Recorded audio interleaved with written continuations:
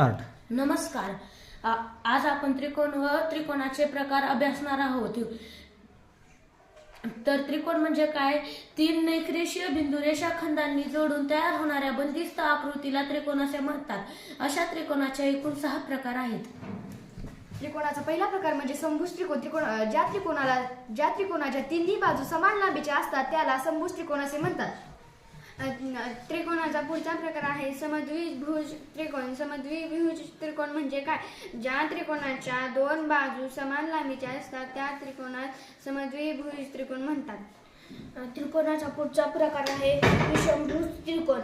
विषमभुज त्रिकोण म्हणजे त्रिकोणाच्या दोन्ही बाजू असमान तीन पैकी दोन समान लांबीच्या नसतात त्या त्रिकोणाला विषमभुज त्रिकोण असे म्हणतात. पुढचा प्रकार आहे लघुकोन त्रिकोण. लघुकोन त्रिकोण म्हणजे काय?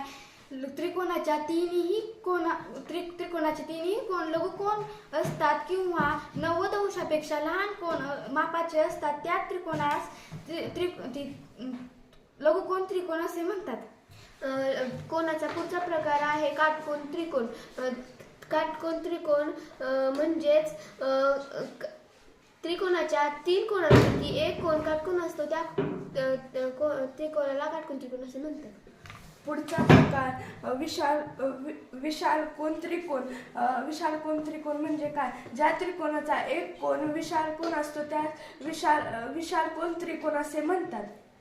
त्रिकोणाच्या तिन्ही बाजूची बेरीज 180 तिन्ही कोणांची बेरीज 180 अंश असे असते. धन्यवाद.